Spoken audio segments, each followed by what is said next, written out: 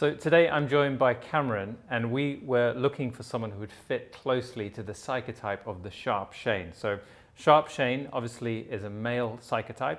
They tend to be driven, they tend to be goal focused.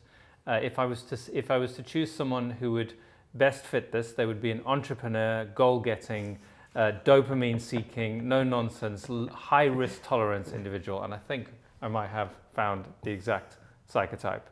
I think you hit the nail on the head, to be fair. Yeah. So a couple of other things which I thought were kind of funny leading up to this. So Cameron is the partner of one of our staff members who was going to be I don't know why we switched, Ash. I don't know why you didn't become Sharp Shane. My fault. Because you wanted a treatment. Yes. Okay. But Ash actually fits it quite well as well. And the story I was going to tell is that Ash recently passed his driving test, and immediately, instead of buying, because obviously insurance is expensive, but because he's a Sharp Shane, he went straight for his dream car, got an Audi TT, got the personalized plate, and paid $3,000 a year for insurance, because obviously this is exactly what you would do if you really care about getting things the way you want them. It's that goal focused, and it's a very different to being defensive. A lot of people are defensive around, they only have treatment when they feel bad, they only have treatment when things are falling apart. Whereas other people are like, let's go and just make the most of now. And it's much more of that psychotype, which we also need to understand. And they're very different. Often clinics are one or the other. And my typical clinic is actually more of the fear-focused people, because I just talk more about complications and I track people who want safety first. And people who just want the results will just choose a before and after that they love. They'll go by the appearance, and because they're risk tolerant, they tend to be fine with that. So does that sound fair enough? Was there anything where you, because most people have, exactly bang on. Hit the nail on the head. You don't worry about complications? Nope. No complications. Okay, so that's really helpful for you guys to see. And you also need to know what your psychotype is, because you might be more like Ash or Cameron, or you might be more like me. And you'll naturally be communicating differently with your patients depending on which one you are. And there's no right and wrong. You just need to know which you are and adapt your style slightly to help with the people who you're with. So I know he wants to look great, he wants it sorted easily, and we need to talk to him on those terms while still covering all our bases with the consent form, which we've already actually done. So do you want to tell me a little bit about what I can do for you to help you basically feel on the front foot and go out and... Yeah, of course. I run my own business, so I'm very customer facing. I meet a lot of people, new people on a day-to-day basis. So it's all, for me, I work a lot of long hours, and I noticed I've recently been my birthday and I'm aging more, I'm noticing more with my face, I'm getting more and more lines, which happens naturally with becoming older. So it's just kind of just hitting the iron where it's hot, and I've got time and getting them issues fixed straight away, and any little tweaks and changes that I can do to make myself look fresher and more brighter and more welcoming towards meeting new people. It just gives me that more of an internal confidence boost, knowing that I look well, and just makes me feel better all in all within myself. So if it's something out there that I can do and get put in place, I'm definitely up for it, 100%. Yeah.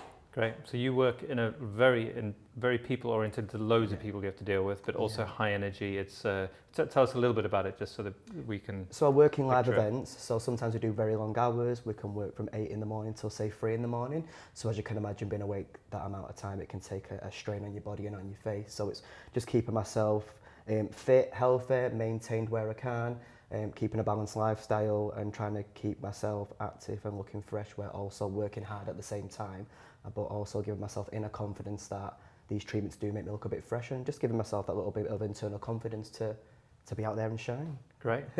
I love it. So to be out there and shine, that could be a good strap line for our Sharp. Just it's both Bella the Ball and Sharp Shade, but want to be out there to shine, basically. They are massively on the front foot, which I feel that energy from you strongly. So what is it that you have noticed yourself that you have thought about having treatment with? It's more my forehead. I've noticed I'm looking a little bit more lines are coming up when I'm frowning, and my facial expressions. Because I work in media, I do see myself back on the screen quite a lot, and I've noticed in the last few months and in the last few years with the heavy workload, there is a lot more lines. I'm noticing that are coming up compared to the previous years. I've had this sort of treatment done before in the past, which was a very long time ago, and looking back at pictures, it may have been a few years ago, but compared to now, I can dramatically see the difference. And if it's something that I can sort out and will also give it inner confidence, then I'm 100% here for it, and I'm ready to hit the iron where it's hot. Great. Okay, so it's mainly forehead lines you've noticed. It is, yeah. And you've had a treatment before and you've been happy with the results? Yes, I have. Well, it's been a good 2 years now, 3 years since I've last had any treatment done, so I think I'm well overdue. Okay, let's have a look in the mirror and talk you through the options. So, yeah, it's just there's very little going on, to be honest. Only a few little lines. We can definitely help you with it. So there are two things we need to talk about when treating a male forehead. The first one is how much is it going to improve if we pull the lines across? And if you look at that, they actually disappear remarkably well. I thought they would stay more than that. Yeah, they do. So that's not going to disappear in the first 2 weeks. It might take a little bit longer. Okay. It might take 6 weeks, but I think there's a good chance that we'll get a big improvement because that seems to fade dramatically. It's actually really good. So this is a really good test that you should do with all your patients just to check. But I can predict that this will fade really nicely. Nice. The next thing is to talk about eyebrows. So whenever you treat a forehead, you've got to decide whether you're going to have a slight brow lift or whether you're going to go for completely still, which means fewer lines. But there is a risk here, which is if we make your eyelids heavy, you're going to feel it. So if you ever always look at the shape of your patient's eyelids, and what I would say is if it feels slightly heavy, it's going to do the opposite of what your energy is. You're a high energy person, and if I make you look tired, that's going to clash with your identity. No, we'll go with the look, keep the eyebrows the way they are and go with the smoother look, definitely. Yeah. So I might, in order to keep them, so there's two things we can do. Firstly, you can go for a slight lift, then you have a slight angle. I mean, if I exaggerate it, would that be a bad thing for you, or would you be all right with it? I'm probably not going to aim for this. I'm aiming for neutral, but I just want to know, would you rather... If it happens, I'll be okay with it. If it happens, it's fine, but we'll prefer the more neutral look, if possible. Okay, so we'll go for neutral, but it's better to go, because if the choice is a balancing act here, literally. Okay. So if it's heavy, I think would be bad for you. A little lift would be fine. That's fine, yeah. And we'll aim for something neutral. So I'm not trying to lift your eyebrows, but I need to leave some muscle here untreated to make sure your eyebrows move, and that sometimes means you cause a lift. Okay, that's fine. The other great thing is the lines are central, and laterally where we need the muscle to move, there's actually very few lines. So that's a good thing, which means if we leave a bit of muscle here, you're probably not going to preserve the line. You'll still get rid of the lines. Perfect. Okay. Yeah. Do a big frown for me. Look angry. So other one, angry one. That's it. So this, you'd probably best to treat this as well at the same time. Otherwise, you can end up with a heavier frown. Yeah. So I know we talk more about forehead lines. You don't really have creases here, but I think we should probably treat it to keep it neutral. Perfect. Happy with that? I'm happy with that, yeah. Okay. Okay, so I think what that'll do, that'll refresh you. You don't have, like, I know we can talk about jawline for a filler treatment as well in a different consultation, but from a Botox perspective, straightforward, you should get an easy result and go off and do that stuff. That's what I'm after. Okay, great. Okay, so when doing a treatment strategy for men, it's actually easier normally because they aren't desperately trying to lift their eyebrows. So we're normally going for a more neutral, balanced type treatment. As I said, I've noticed there's a little risk of heaviness. So I'm going to err fractionally on that side. And it's a good chance to talk to you guys about the gradient of brow lift and how you do that. Remember, it's always a good test to ask yourself, if I wanted to create an extreme result, how would I do it? Just so you understand it, not so you actually do it. If I wanted to lift his eyebrows to maximum height, I would treat nothing of this lateral part of his forehead. I would completely knock out everything in the middle, and I would treat orbicularis oculi underneath. And so the only muscle moving would be that. Now I don't want to do that, so I want to somewhere in between those things. So in between, you've seen on the poster, if you have the poster, but you'll see me talk about it, you can divide the forehead essentially into 3 sections. If you treat here, you risk heaviness. If you treat here, you stop the eyebrow lifting, which is why most men have treatment here. And if you don't treat any of those, you get the maximum brow lift. So in this case, I'm probably going to treat in the middle third and leave the lateral third and this area untreated, unless we were to develop a line. There's no line there now, so that won't happen. So let's mark out, you can almost follow just basically the shape of this line. Now, I know a lot of people, we see the line and we want to inject it, but you don't actually need to inject the line to get rid of it. You just need to relax a good portion of the forehead, and the line itself will fade anyway, even if we haven't injected it. So this is my preserve brow from feeling too heavy line.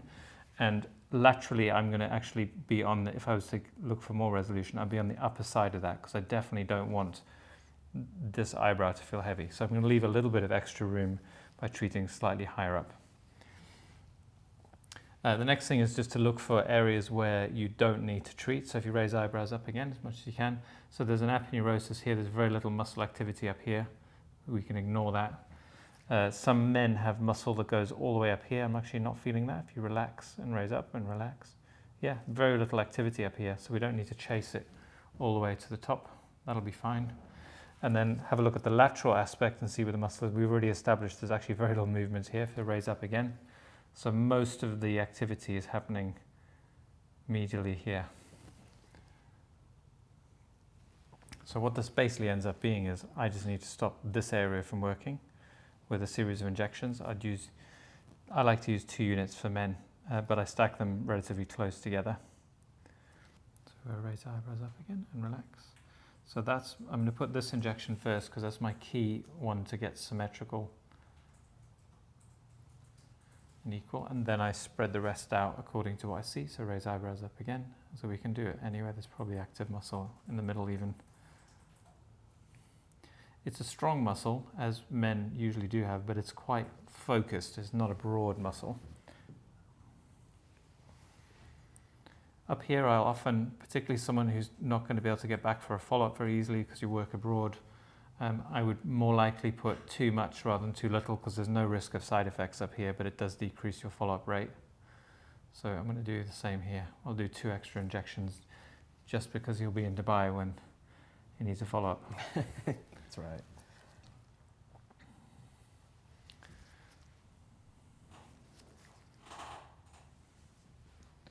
Okay, so it's a little bit more closely stacked together. There's a reason for that, which is he wants a smooth forehead. I've left enough muscle here to support the eyebrows, and I don't want to mess about with needing follow-ups unnecessarily. So it's get the job done. He's sharp shane, he's busy, he's doing all sorts of things, and he can't be bothered to come back for a 15-minute top-up for a minor thing. So I'd rather be generous where I can afford to be generous. I'm still leaving the safety margins. There's still a chance of a follow-up, but I'm taking into account his psychotype when I do the treatment plan. So if you then look angry for me, as if you have had to come up for an unnecessary follow-up.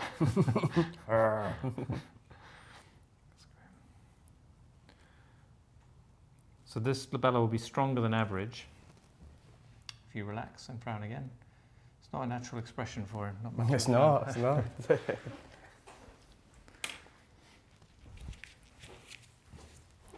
So I probably wouldn't have to, if I didn't treat it, because he's not a big frowner, he may not notice, he's not going to get lines there for maybe decades. But when he does do a little frown, if we've stopped this from working, it'll suddenly turn into a heavier frown, and his partner will probably notice. He'll be like, why are you pissed off at me? I hardly did anything. It just looks heavier than it needs to be. So that's why I usually recommend anyone who's got a downward pull to their frown. If you frown again, let's see it. So there's a vector that is like this. So it's down and to the middle. It's not just neutral, which means that little frown, no longer resisted by frontalis, will become bigger. Okay. Okay. So I'll treat the glabella first. Remember, your procerus muscle starts inserted in the forehead skin and then runs down towards the periosteum. That's how I like to inject it. It makes more sense that will be efficient. I'll do 4 units. Then it's the medial corrugator, where I'm also prefer now trying to aim towards the origin as a way of reducing risk. I'm also putting periorbital rim pressure on it to reduce the risk of side effects.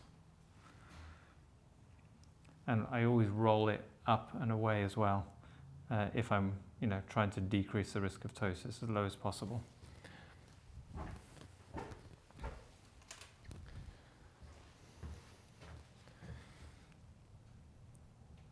The right medial corrugator, once again, I'm aiming down towards where I imagine the insertion, the origin on the bone should be, 4 units. As I come over to the next injection, which could also be 4 units, I'm now going to change my angle because the muscle is now changing its angle. It's curved, it's more parallel with the surface of the skin. And then right at the end, it's the most extreme version, which is the most superficial, just near the surface. do 1 unit there. Similar again, imagining the path towards the origin, going in about halfway at about 30 degrees, and then a little bit in the insertion point. And that's the glabella done. Okay, so we'll do our row of 2 injections across the lower part of the forehead. That's what I have myself. My depth of injection is, what I prefer is to go through the dermis, not touch the muscle, but go either into the muscle or above the muscle.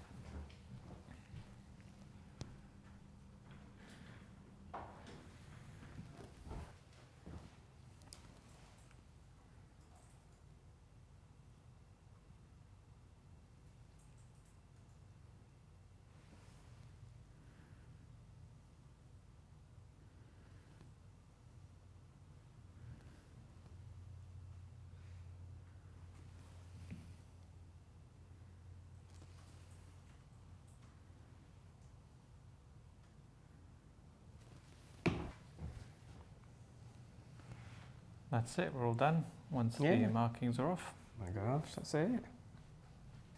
Okay, all done. Thank you very much. Appreciate it. Thank you very much. Thank you.